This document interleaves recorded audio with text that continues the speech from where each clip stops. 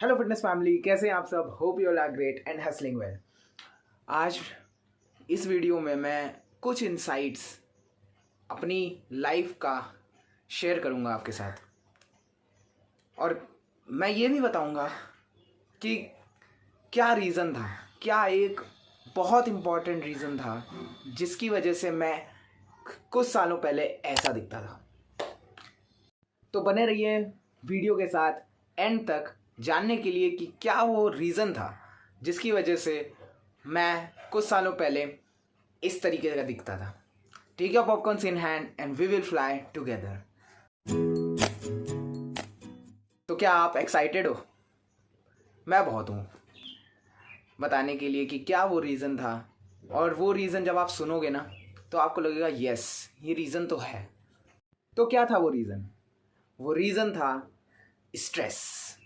Yes, हम लोग अपनी ज़िंदगी में सबसे ज़्यादा जिस चीज़ से जूझ रहे हैं वो है इस समय स्ट्रेस।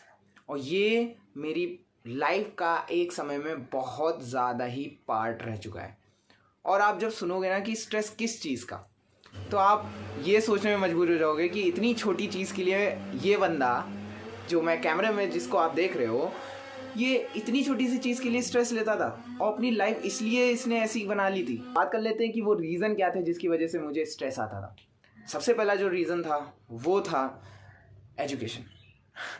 आप लोग सोचोगे कि यार पढ़ना लिखना नहीं चाहता था ये बंदा। नहीं, ऐसा नहीं था। मैं पढ़ना लिखना चाहता था, मैंने पढ़ा और सब कुछ हुआ, लेकिन एक चीज़ होती है ना, एग्ज़ाम्स का फोबिया। एग्ज़ाम्स का फोबिया मुझे बहुत ज़्यादा था।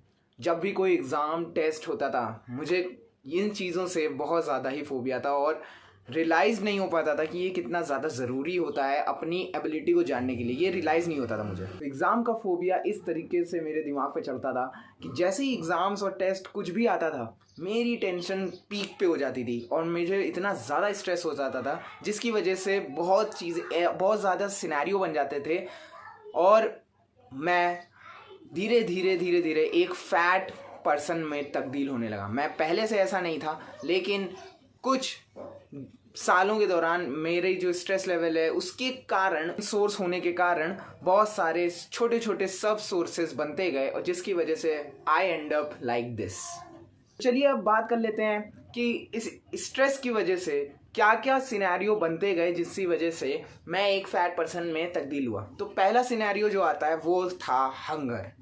जी हाँ, बहुत लोगों को क्या होता है, बहुत लोगों को जब टेंशन होती है तो वो ज़्यादा खाते हैं या तो बिल्कुल नहीं खाते हैं, या उन चीज़ों पे ज़्यादा रिलाई करने लगते हैं जो उनको टेस्ट में, उनको दिमाग के अंदर जो एक डोपामीन रिलीज़ करता है, एक अच्छा हार्मोन रिलीज़ करता है, उस पर रिलाई करने लगते हैं। और जिसके कारण उनको धीरे धीरे पता नहीं चलता कि वो किस डायरेक्शन के फिटनेस से बहुत दूर हो जाते हैं। वो, उनकी हेल्थ भी ख़राब होती है और एट दी एंड उनका रिजल्ट कुछ इस प्रकार का होता है।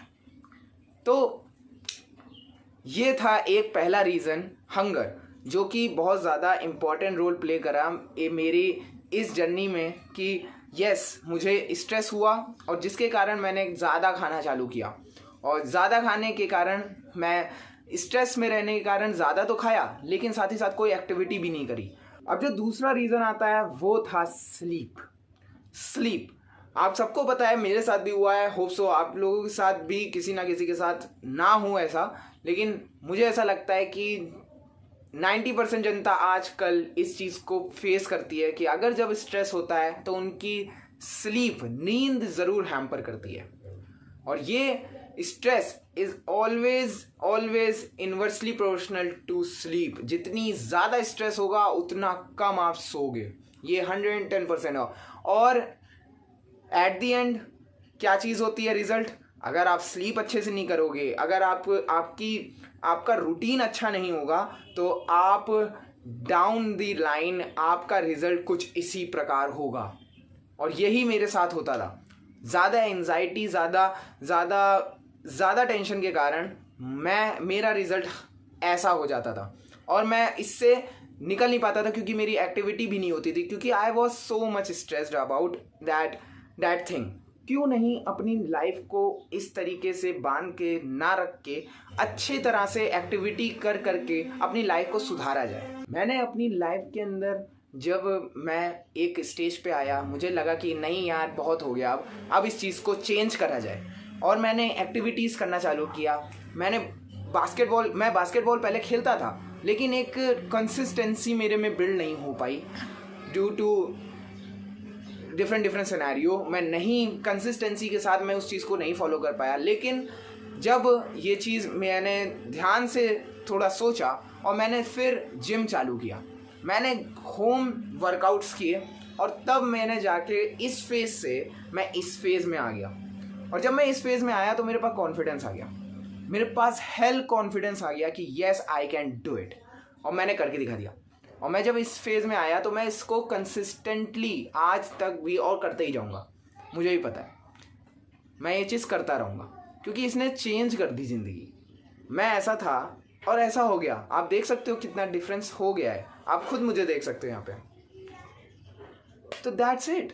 हम लोग को लाइफ को कि जो भी सिनेरियो आ रहा है वो सिनेरियो एक ना एक बार ख़त्म होगा और आप उससे ग्रो कर जाओगे। सिंपल सी बात है। अगर उससे आप ग्रो नहीं कर रहे हो तो वो गलती है आपकी, लेकिन अगर आप उससे ग्रो कर रहे हो, और 110% आदमी ग्रो ही करता है किसी भी सिनेरियो में, चाहे वो ख़राब सिनेरियो हो, चाहे वो पॉजिटिव सिनेरियो हो, चाहे वो नेगेटिव सिनेरियो हो, हमेशा इंसान ग्रो करता रहता है। So that's all. यही चीज़ मुझे आज शेयर करनी थी। मेरे दिमाग में यही चीज़ आई कि ये चीज़ मुझे बहुत हैम्पर करी थी, स्ट्रेस। तो यही चीज़ मैं आपको कहना चाहूँगा कि स्ट्रेस मत लो, बिंदास जियो, और ज़िंदगी जो भी हो, बढ़िया चल रही है तो बढ़िया है, नहीं बढ़िया चल रही है तो भी बढ़िया है, क्योंकि अभी आने वाली जो दिन होंगे वो आपके होंगे 110%। Wish you all the best. और इसी के साथ अगर आपको वीडियो पसंद आई हो तो डू लाइक इट, और ज़्यादा पसंद आ गई हो तो शेयर ज़रूर करना उन फ्रेंड्स और फैमिली मेम्बर्स के साथ जो स्ट्रेस में हैं, जिनको पता लगना चाहिए कि स्ट्रेस उनकी ग्रोथ को हैम्पर कर रहा है, तो उसको करना कम करें। और इसी के साथ आप उस सब्सक्राइब बटन को भी क्लिक कर देना, क्योंकि जैसे ही मैं वीडियो डालूँ आपको नोटिफिकेशन पहले आए, और इसलिए उस बेल आइकन को दबाना मत भूलना। एंड मुझे आप फॉलो कर सकते हो इंस्टाग्राम के भी ऊपर, height here is my handle. वहाँ पर भी मैं हेल्थ एंड फिटनेस से रिलेटेड कंटेंट डालता रहता हूँ, जो कि आपको इन्फॉर्मेशन और मोटिवेशन देता रहेगा। एंड आखिरी में बस मैं इतना ही कहूँगा कि let the growth begins from today itself, keep your fundamentals right, and peace.